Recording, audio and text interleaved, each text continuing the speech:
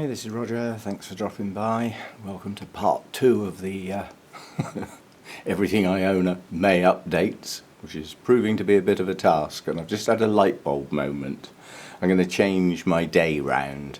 Normal routine is feed cats, coffee, computer, 3 C's. There's a 4th one in there, but you don't need to know. But yeah, and then, you know, just while I wake up and have several coffees and get going, I tend to look at my comments and respond to those.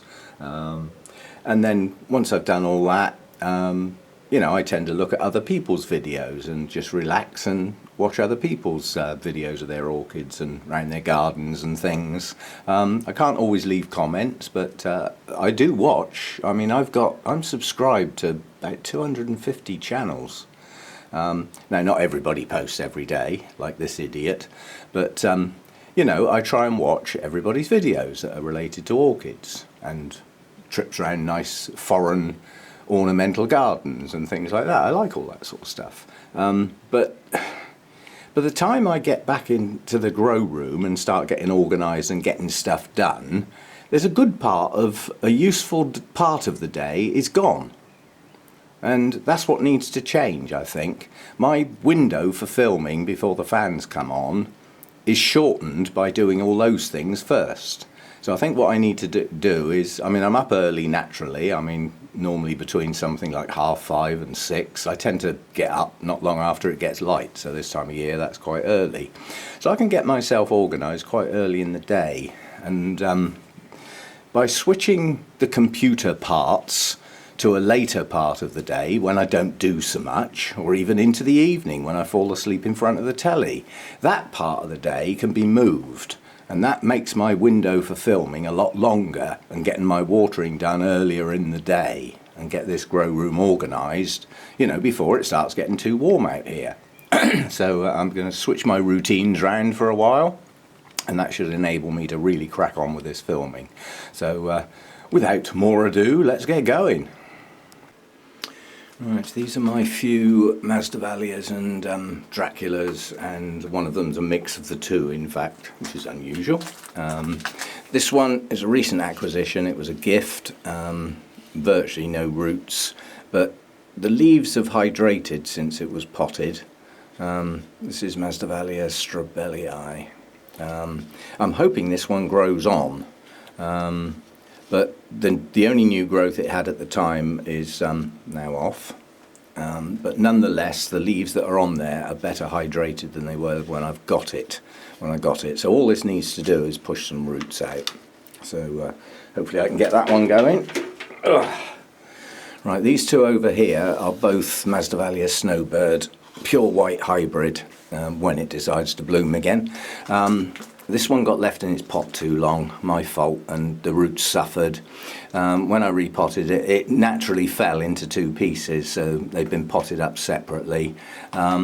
This one is pulling on a little bit quicker than the other piece and has got new growths coming, and hopefully with those new growths will be a new root system. This larger part of the plant does have signs of new growths coming now, so hopefully that had virtually no roots at all when that was potted, and then it promptly put a bloom out. Strange things, but it's too warm for these for me. You know, they don't like the heat, but when I get onto the Miltoniopsis I'll have a chat about that. Anyway, those two are seriously in a recovery stage, and unfortunately they're not going to recover as well this time of year as they would have done when it was cooler. But they're down in the coolest place I've got with very good airflow and plenty of humidity around them, so that's the best chance I can give them. Now these next two are both hybrids, so this has no name, this one. And quite honestly, this one grows quite nicely, but it hasn't bloomed for some considerable time. But nonetheless, it does have a hell of a root system on it. So it's in reasonable health. That's the best I can do with these, quite honestly. And this one just went downhill during the end of last year. I tried repotting it, not many roots on it. That's Elizabeth Janza, so it's a named hybrid. So again, in a serious state of recovery, and it won't recover very well in the heat we're having at the moment, but I do what I can. Now this one was a gift, and this is a Dracula Masdevallia cross, which I must admit personally I hadn't come across before.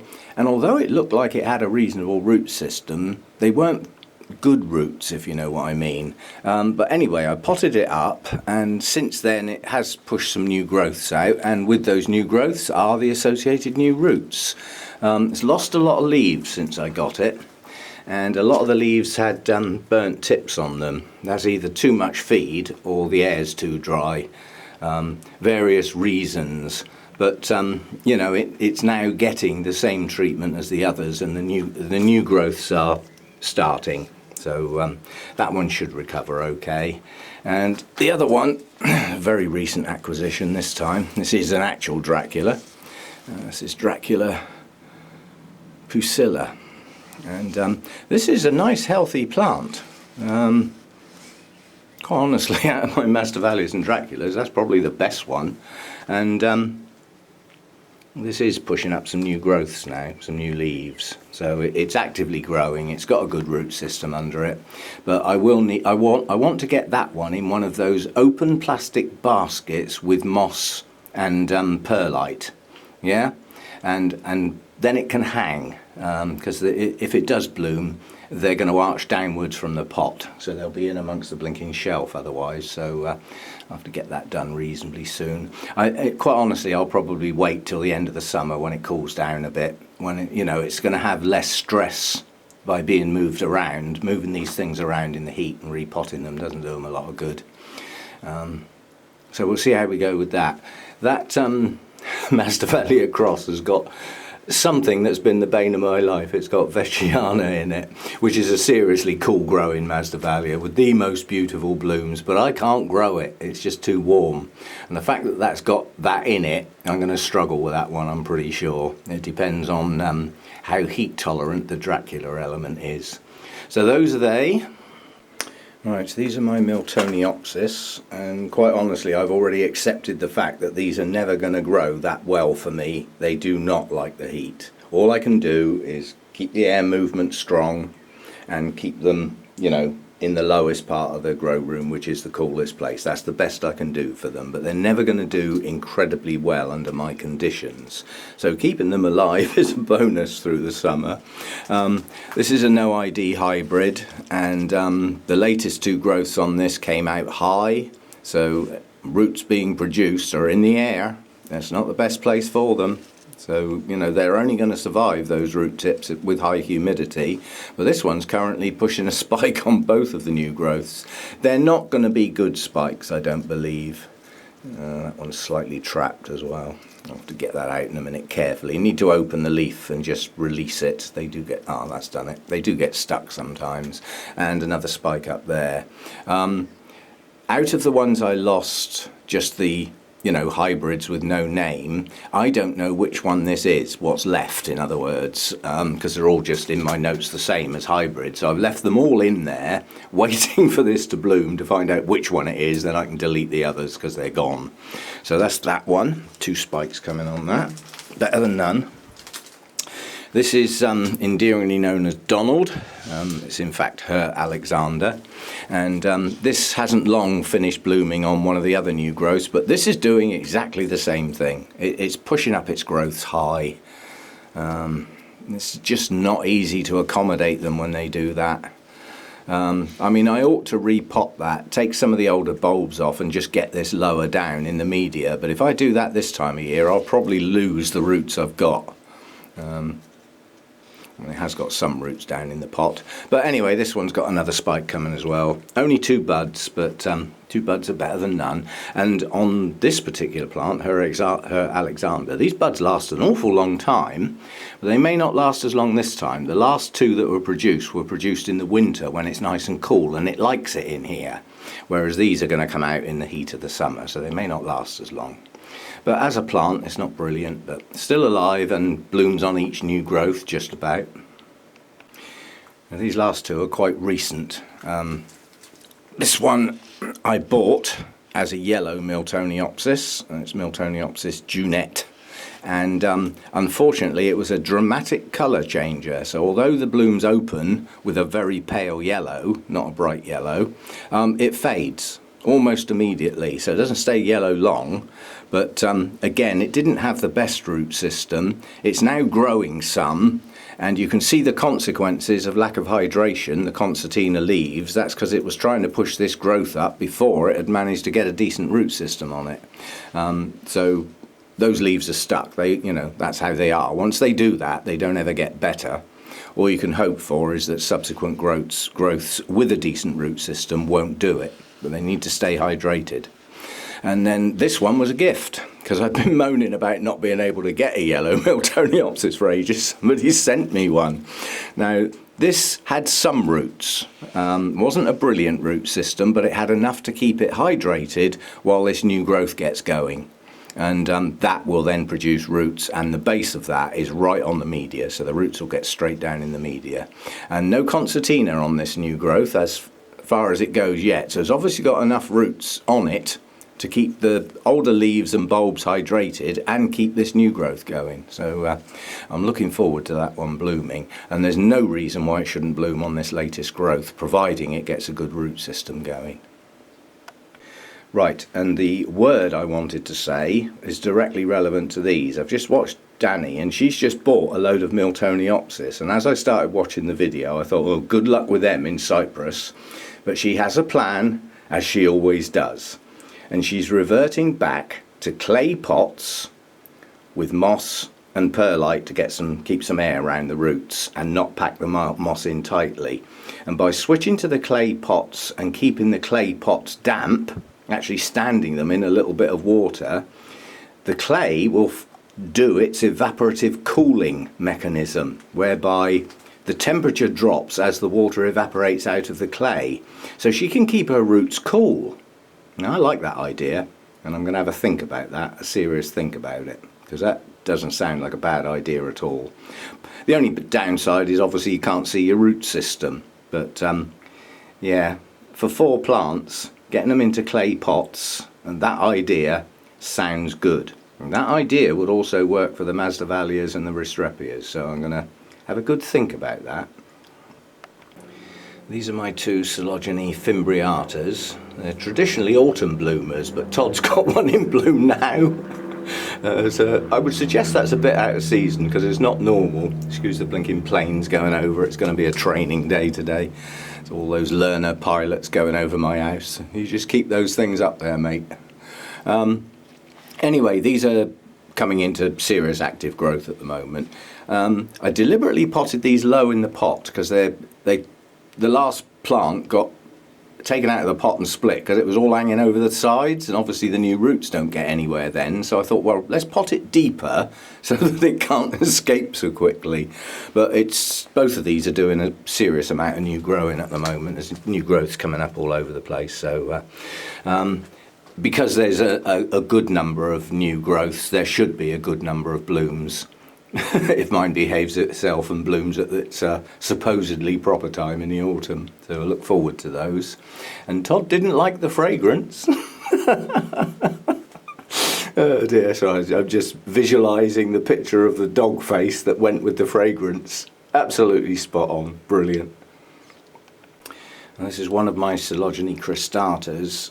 It's the variety Lemoniana, and basically this is planted low again to try and keep the flipping thing in the pot, because the other plant was split in 2. This is just one of them, but this has got it's either 5 or 6 good strong new growths. Now yes, that's good, but the best thing in my eyes with this plant is none of those bulbs are desiccated in any shape or form.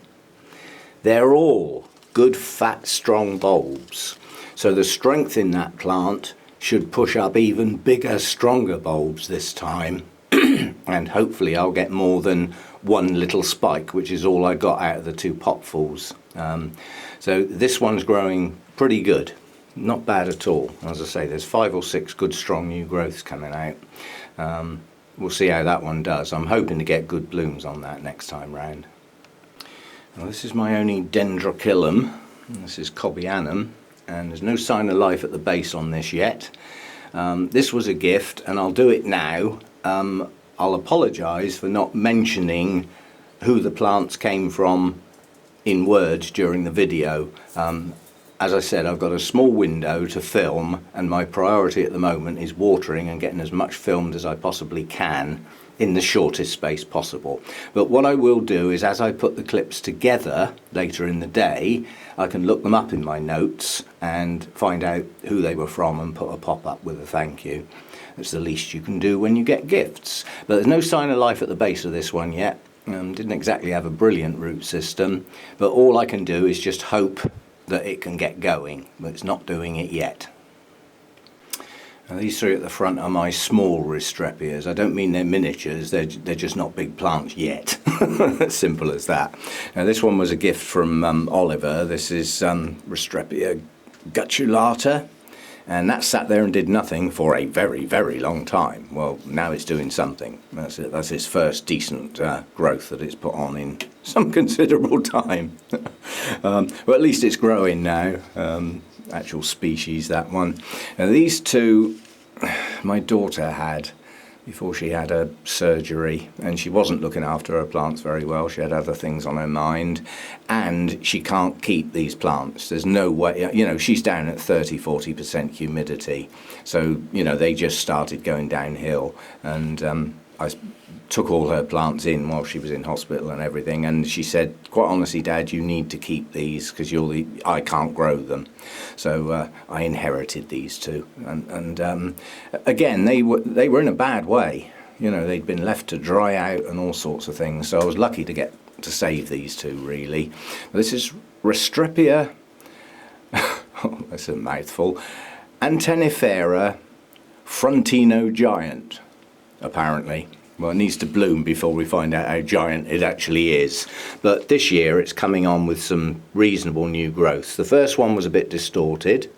Next one was pretty good. And now it's got another two coming on behind. And with that, it's now got a reasonable root system. So this one should push on a bit this year. We'll see how we go with that one. And then this one is a funny word. Ephipium. Restrepia ephipium. And again, this one's only just coming into growth. We've got a new growth here. There's another one over here that's slightly distorted, and a couple more coming on at the base. It is now growing roots down in there, so with those roots will be enough hydration to stop these leaves distorting with any luck. So that's the three very young ones, shall we say. These two are my only Pleurothallis, and this is Restrepiodes Dragonstone. And this was a Kiki, the only one that's ever produced, which I potted, which is starting to grow. That's to go. And this one may be following it. This is in the why the hell won't you bloom? I've got quite a few people I know that grow this in almost identical conditions to me, and it flowers all the time, and this one never has. And every single nice big fat new leaf that it grows has a sheath that doesn't do anything. And the only thing I can think of, I was just literally now thinking, is that although it's got an incredibly good root system, it's in quite a confined space and it dries incredibly quickly. These need to stay moist all the time. So it could be me. It could be that this is drying out too quickly and not staying moist. So I think that's going to go in another pot and some media with a lot more moss in it. And the reason it's in that clay pot is to stop the flipping thing falling over. Another reason I'm... this is not in my good books, this plant. Come on, we get some flipping blooms out. They're gorgeous when they appear, but I've had this plant probably 3 years now and it's never bloomed. So you're on the danger list, mate. Now, these three Restrepias are like the next size up. You know, these have all bloomed at some stage. None of them are in bloom at the moment. And all three of these came from the Eric Young Foundation originally. That's not where I bought them from, but that's where they came from. So they're their own hybrids, basically. And these are all in stages of not hydrating properly. And it's the root system, not the humidity in here. It's the actual disturbance in the pot at the time when new growths are coming without sufficient roots to support them. They will get there, slowly but surely. But as a consequence, they may not bloom on the latest new growths. This little new growth opened a reasonable leaf. This new growth aborted. This one's got a distorted leaf. That one's got a badly distorted leaf. But hopefully, distorted leaf or not, the new growths will help with the root system. And that one is Restrepia handois. Very French, the names of these, because Eric Young Foundation is in the Channel Islands, which is French heritage.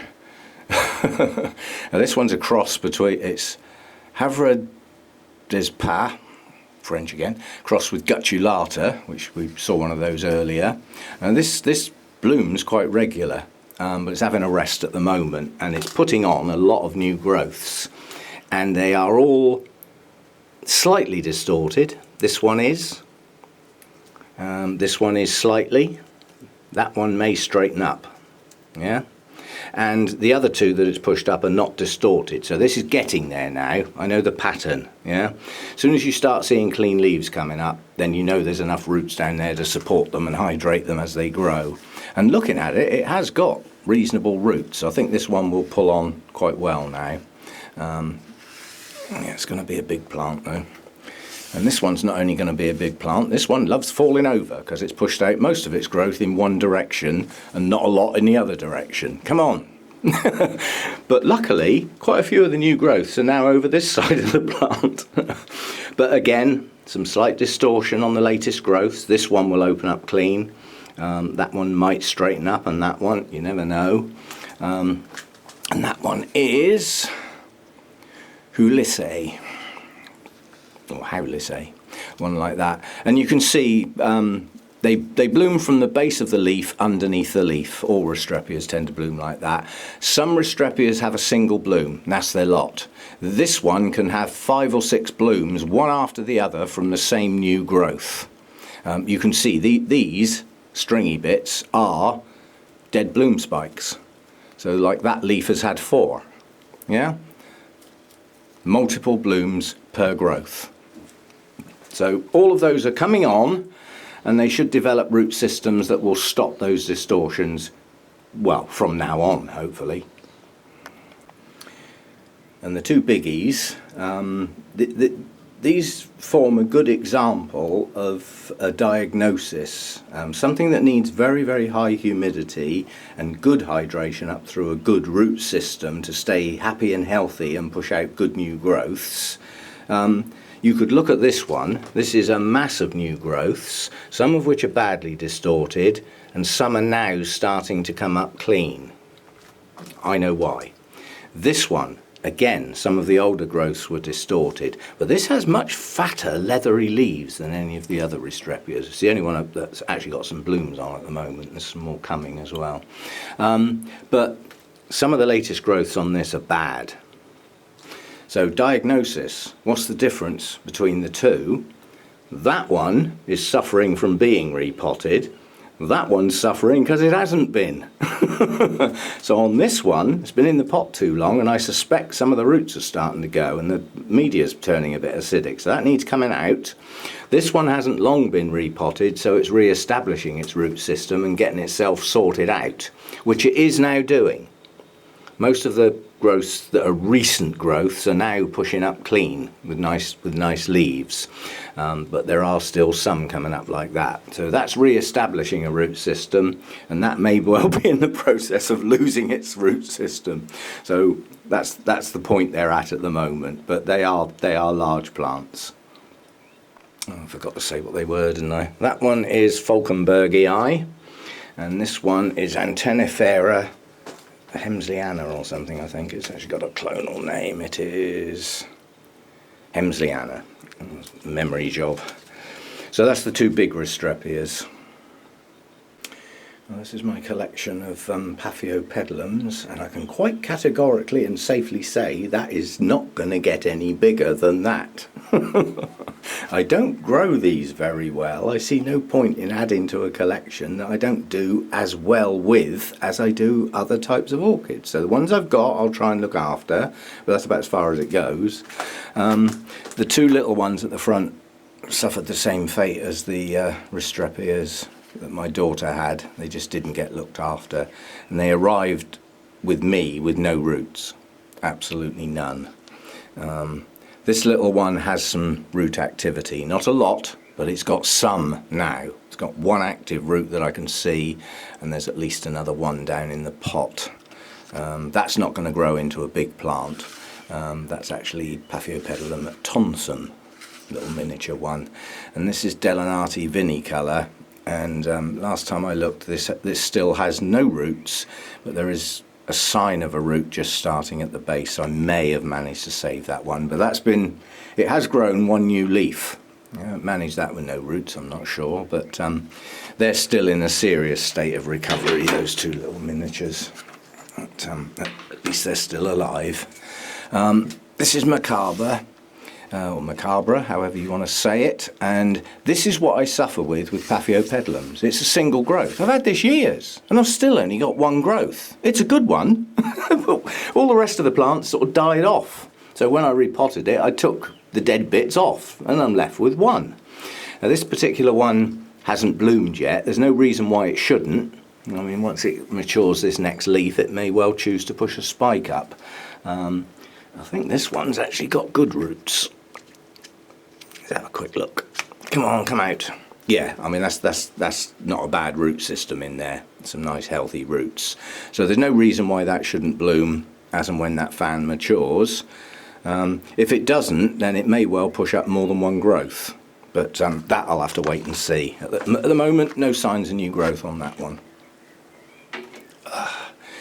This one bloomed back in the winter, and because it was in the house in that dry atmosphere and the warmth, the bloom didn't last long. But this one is starting a new growth, and at least with this one, the old part of the plant hasn't totally died yet. It's the closest I've got to sort of building up a larger plant. And the particular fan that bloomed has still got nice healthy leaves, and with a new growth, if that part of the plant starts, then I'm starting to build up a reasonable sized plant. That's got some pretty good roots in there as well, so that one's actually doing okay. I keep saying I don't grow them very well, but well, I don't. And this one is Mordier, and this one stalled when it was repotted. Since I had this one, it's pushed up two new growths, and they both flowered virtually together. And this time it didn't. One of them bloomed, and then this growth, which hadn't matured to blooming size, stalled.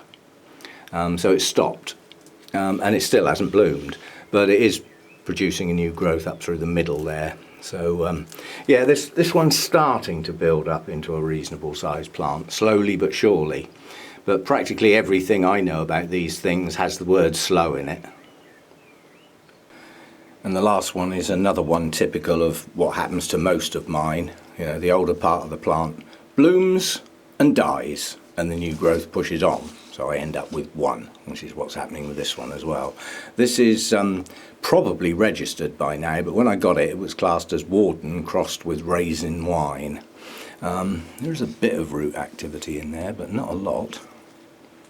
Some, not a good root system on that one. And I've found with these that once you've got a reasonable sized fan, it's either produced roots or it's probably not going to. Yeah. And the worst case is that it tries to produce its new roots in older media, and it just objects to them and the roots stop. So these need fresh media constantly. But anyway, no sign of new growths on that, and the growth that's there hasn't bloomed yet. It might do, who knows? It might even wait till the flipping winter time. Very slow.